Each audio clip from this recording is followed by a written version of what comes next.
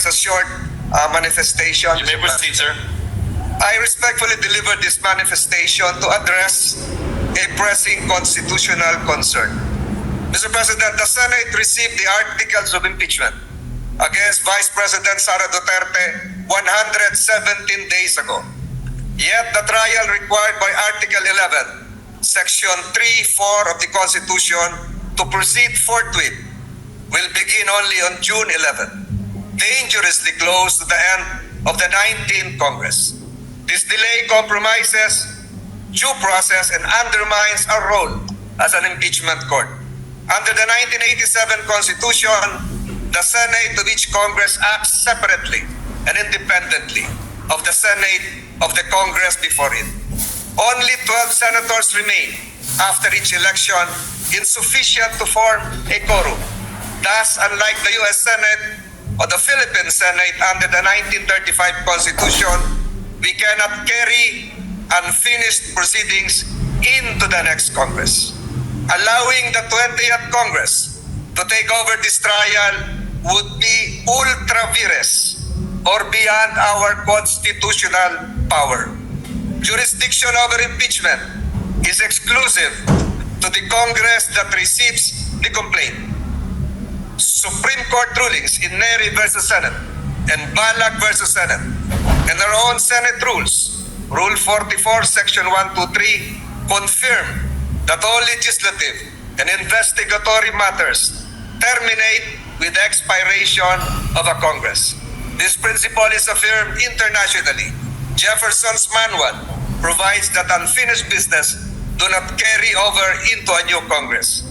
If we cannot conclude the trial before June 30, 2025, we must recognize this impeachment case is functionally dismissed by constitutional operation and no action can be taken by the 20th Congress on the matter for lack of constitutional authority. Mr. President, kahit anong pilit, hindi maitatawid, lalo na't kung lalabag sa saligang batas. Let this manifestation be entered into the official records and journal of this chamber. I will likewise submit a version of this manifestation complete with footnotes for proper documentation. I speak in defense of constitutional order, procedural fairness, and the institutional dignity of the Senate. And Mr. President, while I have the floor, if I may be allowed, I wish to respond briefly to the manifestation made by the majority floor leader. If I may. Salamat, Abi, Mr. President. Mr. President, the 1987 Constitution demands that the Senate continue with the impeachment proceedings already initiated without further delay. The rulings of the Supreme Court make it clear that first, impeachment is a non-legislative function of the Senate.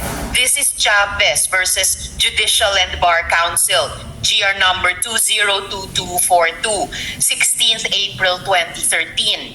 And second, that non-legislative functions of the Senate are not affected by the shift from 19th to 20th Congress. This is the case of Pimentel Jr. versus Joint Committee of Congress, GR number 163783, 22 June 2004. It is true that the 19th Congress cannot bind the 20th Congress and all unfinished business will be terminated. But this is only true for any work done by us in the exercise of our legislative functions. Napakahalagang mandato po ng saligang batas ito, klaro at walang kalabuan. Once we receive the articles of impeachment, trial by the Senate shall forthwith proceed. Hahatulan tayo ng sambayanan kung hindi natin ginampanan ang tungkulin na ito sa sambayanan. Salamat, Abi, Mr. President. Noted and entered into the records. Majority Floor Leader. The Minority Leader is recognized. You may proceed, sir. So thank you, Mr. President, for giving me your permission to make this manifestation on the topic touched earlier by our majority leader, Mr. President. This is the issue of whether the impeachment complaint transmitted by the House of Representatives to the Senate last February 5, 2025 can cross over to the Senate of the 20th Congress.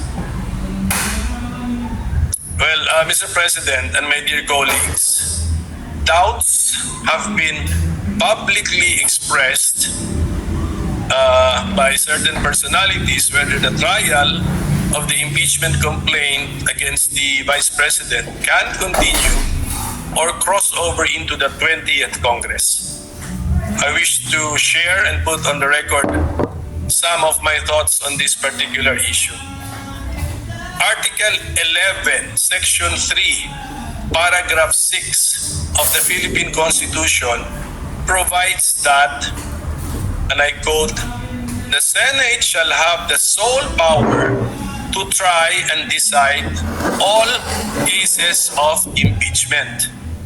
Hence, this provision makes the Senate not just an impeachment court, but the impeachment court.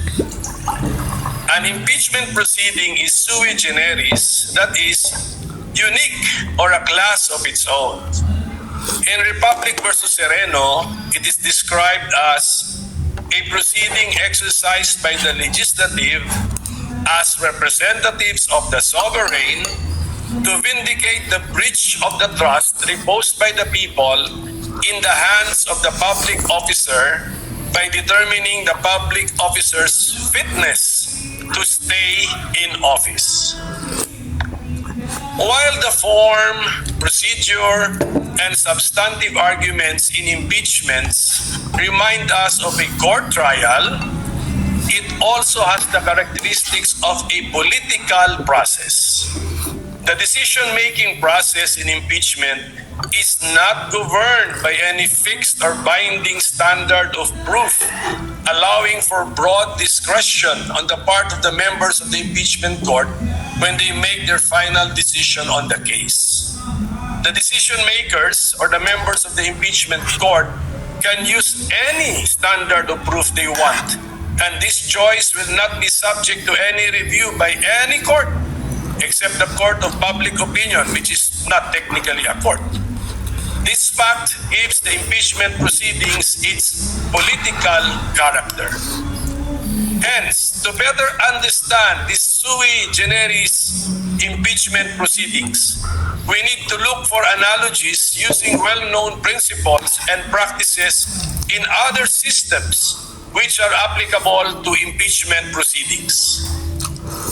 As to the question of whether the impeachment trial conducted by the Senate in the 19th Congress or the impeachment complaint entertained by the Senate in the 19th Congress can cross over and continue into the 20th Congress, there is no provision in the 1987 Constitution or in the Senate Rules of Procedure on impeachment trials that expressly prohibits this. On the contrary, the Senate Rules on Impeachment support the position